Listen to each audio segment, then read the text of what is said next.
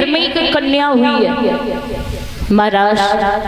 कन्या तो आज भी अगर घर में पैदा हो जाए ना तो बिल्कुल खुशी नहीं होती है। मैंने देखा है महाराज अपनी आंखों से। मैंने देखा है कि अगर घर में बेटी ने जन्म ले लिया तो किसी को पता नहीं चलेगा, बिल्कुल नहीं चलेगा किसी को पता। और जो उसकी दादी होती है ना, जैसे अम्मा बोलते हैं, सुबह होगा तो जैसे ही निकलेगी घर से, पड़ोसी ने अगर पूछ ली क्यों तुम्हारी बहू के को बहू है, तो ऐसे भरोसा मोह करके कह भी कछू ना है मोड़ी वही है।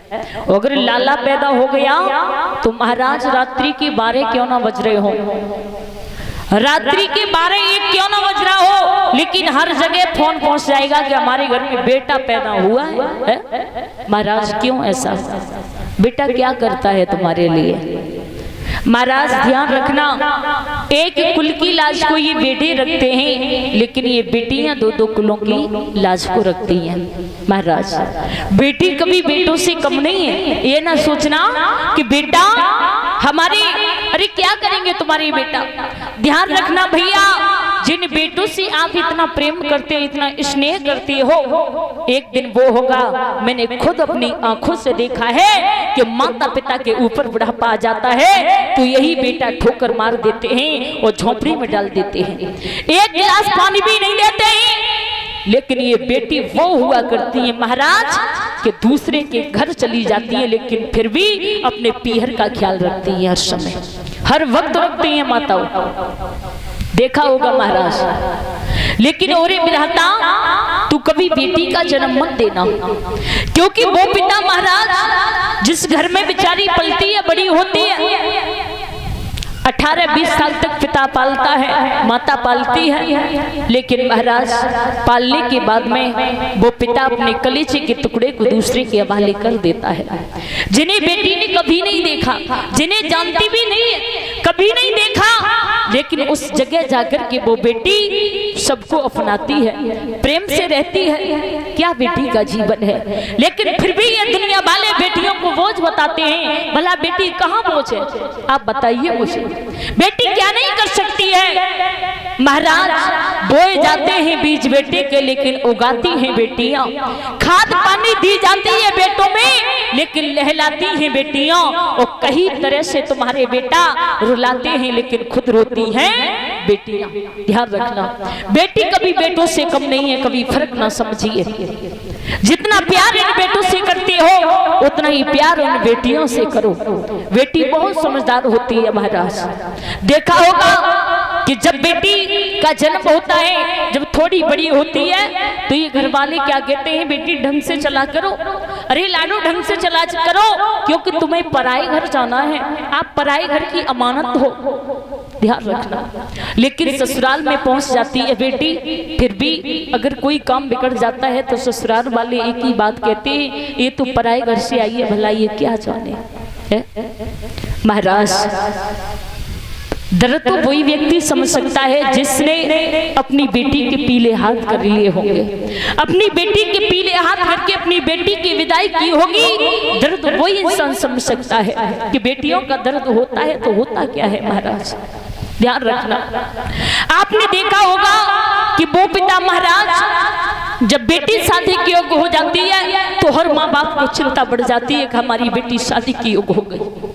महाराज दौड़ करके जाएगा। कोई पिता ये नहीं चाहता है कि हमारी बेटी की शादी ऐसी घर परिवार में हो जो सारी जिंदगी हमारी बेटी को दुख ही दुख मिलते रहे।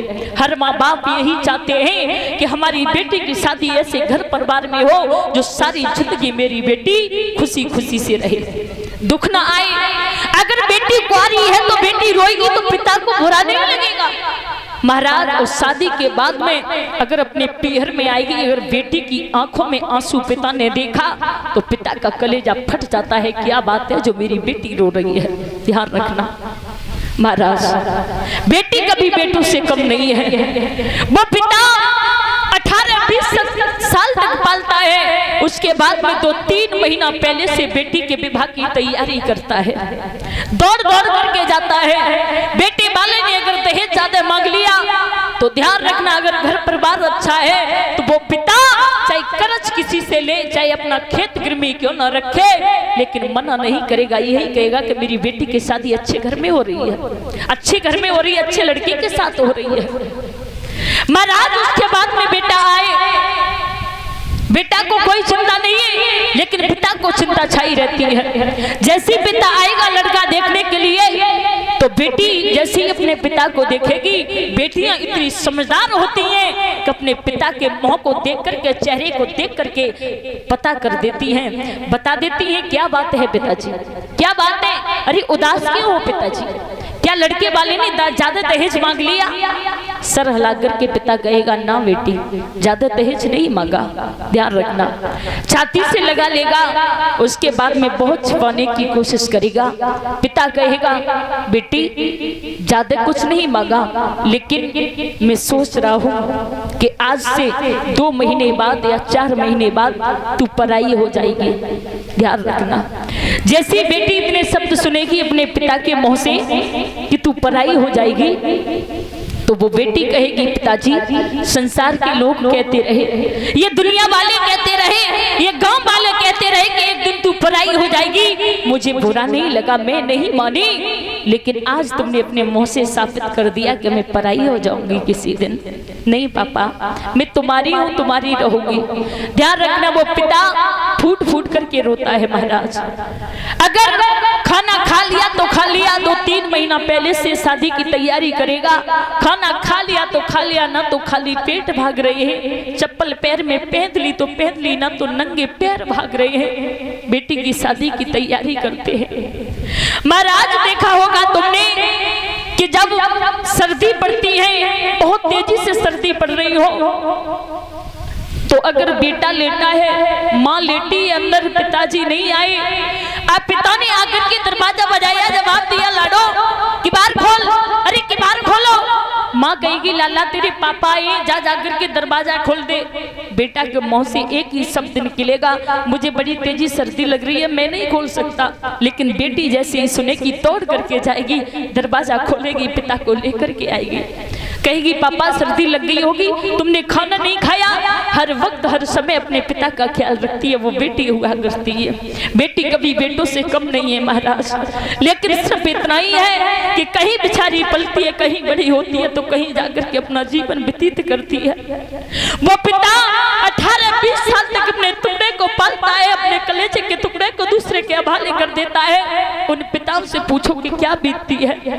वो बेटी ससुराल पहुंच जाती है महाराज, लेकिन ससुराल जाने के बाद में हर समय हर वक्त अपने पीहर का ख्याल रखती है।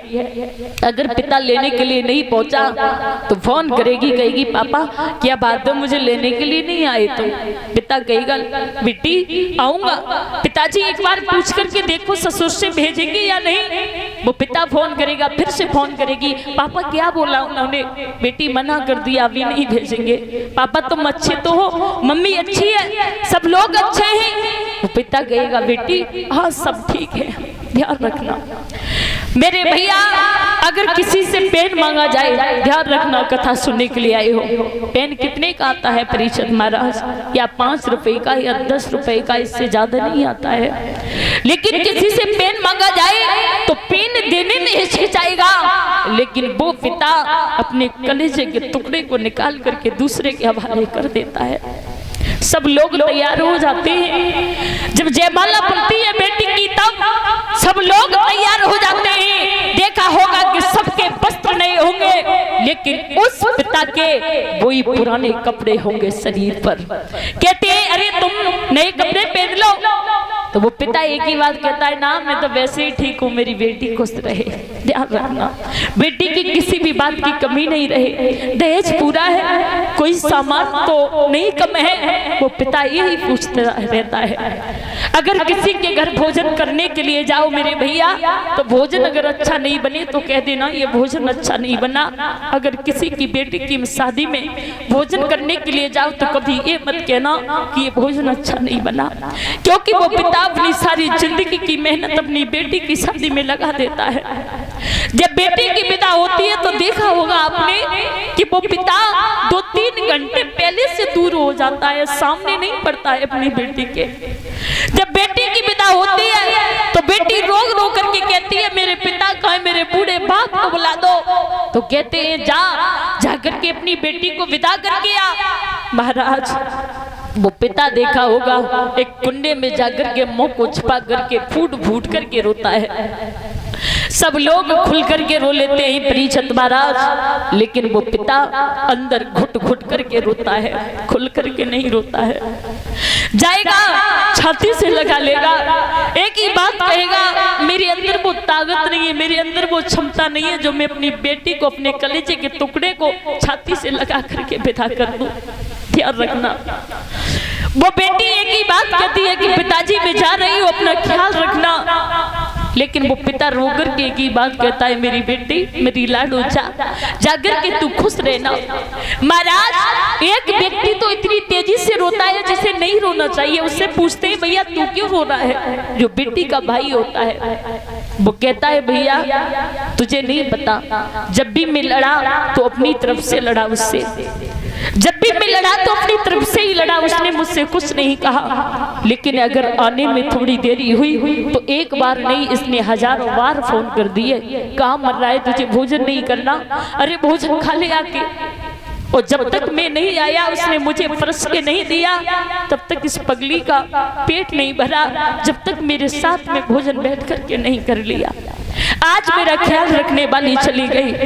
महाराज वो बेटी पीहर में सबसे पहले भोजन करने वाली, लेकिन ससुराल में जाने के बाद में माताओं दो रोटियों को अपने हाथ में पकड़ने के बाद एक कुन्ने में बैठ करके खा लेती है, वो बेटी हुआ करती है।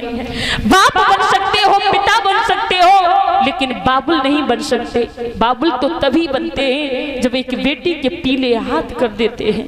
ध्यान रखना, बेटी कभी बेटों से कम नहीं है, लेकिन आज पिता अपनी छाती से लगा करके अपने कलेजे के टुकड़े को विदा करता है। वो बेटी रोकर के कहती है हे पिताजी, पिताजी तुम रो ना, जिसे कभी नहीं देखा है। बेटी ने ध्यान रखना शादी की अपनी इच्छा से की, पिता ने लड़के को देखा घर वालों की इच्छा से, पिता ने खुद देखा, जो भी सामान दिया घर वालों ने अपनी इच्छा से दिया। महाराज बेटी ने कुछ नहीं किया, वो बेटियां हुआ करती है। रो कर के कहती है बेटी हे पिताजी, कि पिताजी मेरी जन्म नगरिया, कि बबुलू मेरी जन्म नगरिया, और काहे रही हूँ छोड़ा मेरी जन्म नगरिया, काहे तो रहे हो छोड़ा पाएगा भैया मेरी जन्म नगरिया, काहे तो रहे हो छोड़ा कई बेचारी पलती है, कई बड़ी होती है, लेकिन अपना कहीं जीवन व्यतीत करती है। जब तक माता पिता है पीयर में, तब तक बेचारी का पीयर है। माता पिता गुजरने के बाद में महाराज वो अपनी जन्मभूमि को देखने के लिए तरस जाती है। भाइयों की इच्छा है बुलाना ना बुलाना, लेकिन महाराज माता पिता के इतना प्यार कोई नहीं दे सकता है। देखा होगा कि पिता करने के बाद में वो पिता एक कुन्ने में जाकर के गिर जाता है, कहता है आप 2-3 दिन तक मुझसे बात नहीं करना, क्योंकि मेरे घर की लक्ष्मी गई वो तो गई, लेकिन मेरे हाथ पैर तोड़ करके चली गई। मेरे अंदर वो क्षमता नहीं है, वो ताकत नहीं है जो मैं आपसे बात कर सकूं, चल सकूं। लेकिन बेटी एक ही बात कहती है हे पिताजी, पिताजी मेरी जन्म नगरिया, बबुल मेरी जन्म नगरिया, काहे रहे हो छोड़ा, बबुल मेरी जन्म नगरिया, काहे तो रहे हो छोड़ा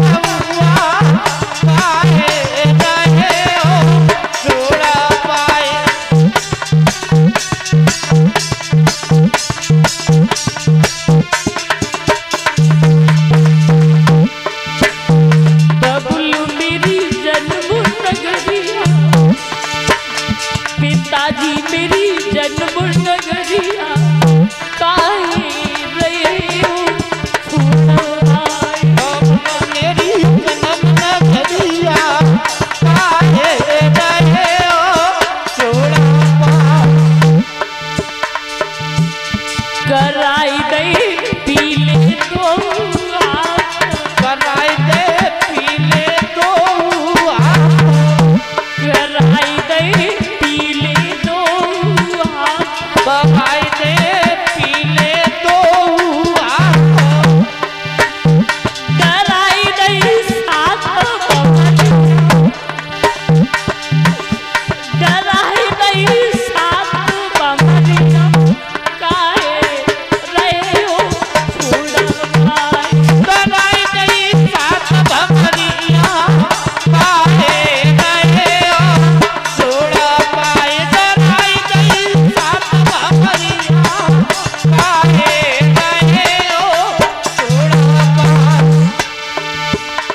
बबलू मेरी जन्म नगरिया पिताजी मेरी जन्म नगरिया काहे रही हूँ छोड़वा बबुला मेरी जन्म नगरिया काहे रहे हो छोड़ा पाए पिताजी मेरी जन्म नगरिया काहे रहे हो छोड़ा पाए बेटी रो करके कहती है पिताजी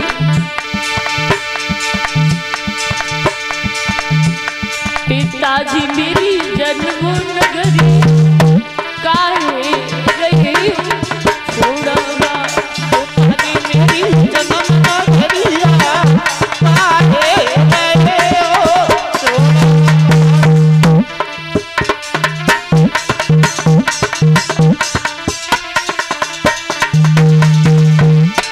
छूट गई मैया और बहुला छूट गए मैया और बबुला छूट गई मैया और बहुला छूट गए मैया और बबुला छूट गए लाड़ू घने छूट गए लाड़ू घने बाबुलनी कर दे पीले हाथ छूट गए लाड़ लगे रे बाबू लगे कर दे पीले हाथ छूट गए लाड़ लगे रे बाबू लगे कर दे पीले हाथ छूट गई जन्म नगरिया छूट गई जन्म नगरिया बबुला कर दे पीले हाथ छूट गई जन्म नगरिया बबुला ने कर दे पीले हाथ ध्यान रखना मेरे भैया कभी बेटी बेटों से कम नहीं है जितना प्रेम जितना प्यार इन बेटों से करती हो बेटियों से भी करो निवेदन करूंगी हाथ जोड़ करके जो माताएं गर्भ में भ्रूण हत्या करवा देती हैं अपनी बेटियों की माताओं कभी ऐसा नहीं करना चाहिए क्योंकि बालक भगवान का स्वरूप होता है महाराज अगर बेटे ही पैदा करोगे तो तुम्हारी बेटों की शादी कहाँ से होगी ये भी तो विचार करो महाराज लेकिन और दीनों के दयाल अपार ब्रह्म परमेश्वर अगर ब्रह्मा जी शायद सृष्टि की रचना नहीं करते तो कभी ये बाबुल की बेटी पराई नहीं होती महाराज बेटी कभी बेटों से कम नहीं है महाराज जो बेटे करके नहीं दिखाते हैं वो बेटियां करके दिखा देती हैं ध्यान रखना बेटियों को कभी महाराज गर्भ में मत मारिए गर्भ में भ्रूण हत्या मत करिए क्योंकि माताओं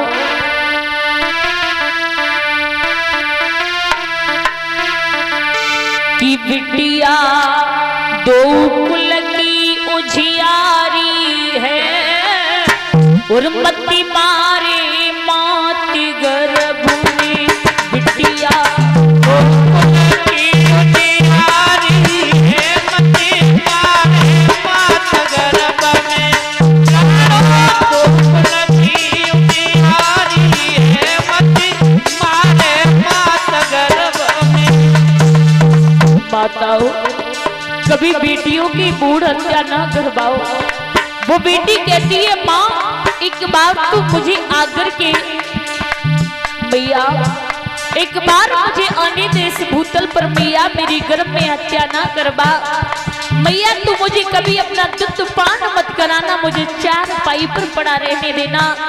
माँ अगर मैंने तेरा नाम रोशन ना कर दिया तो मैया तू मुझसे कहना माताओ चिल्लाड़ो गोकुल की उजियारी है मत मारे माती गर्भ में लाड़ो गोकुल की उजियारी है मत मारो मात गर्भ में बिटिया। गोकुल की उजियारी है मत मारे मात गर्भ में। बताओ बालक भगवान का स्वरूप होता है, ध्यान रखना भैया। कभी गर्भ में भ्रूण हत्या नहीं करवानी चाहिए। बताओ जो तुम्हारी बेटी नहीं करके दिखाते हैं वो बेटियां करके दिखा देती हैं। माताओं ए लाडो दो कुल की उजियारी है मत मारी मोती गर्भ में बिटिया।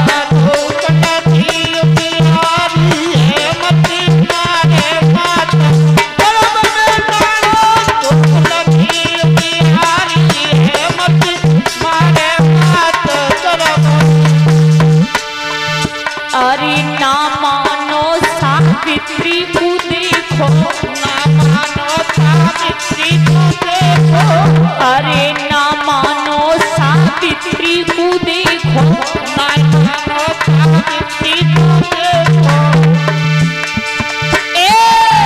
जाने यम से लड़ी लड़ाई है मत मारे मात गर्भ में जाने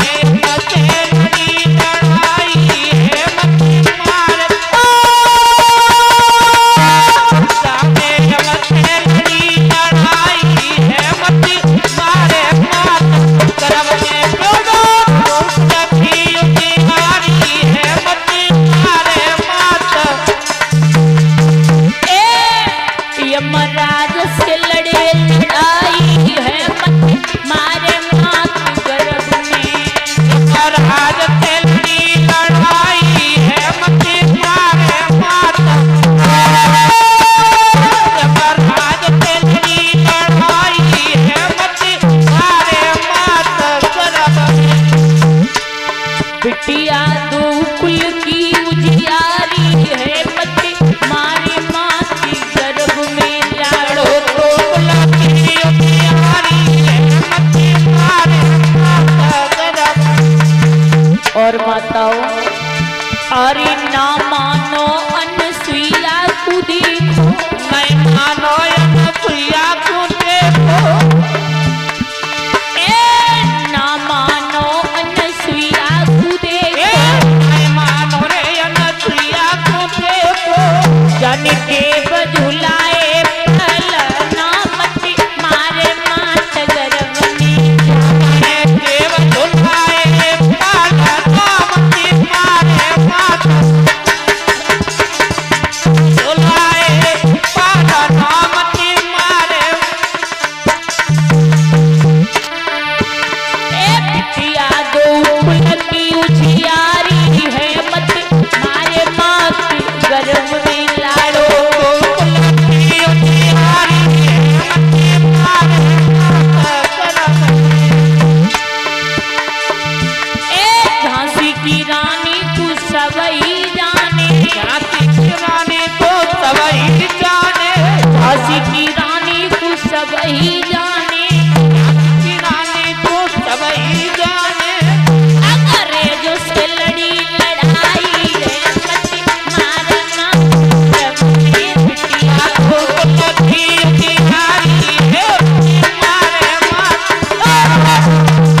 गोकुल की उजियारी है बोले भगवान की। महाराज बेटी कभी बेटों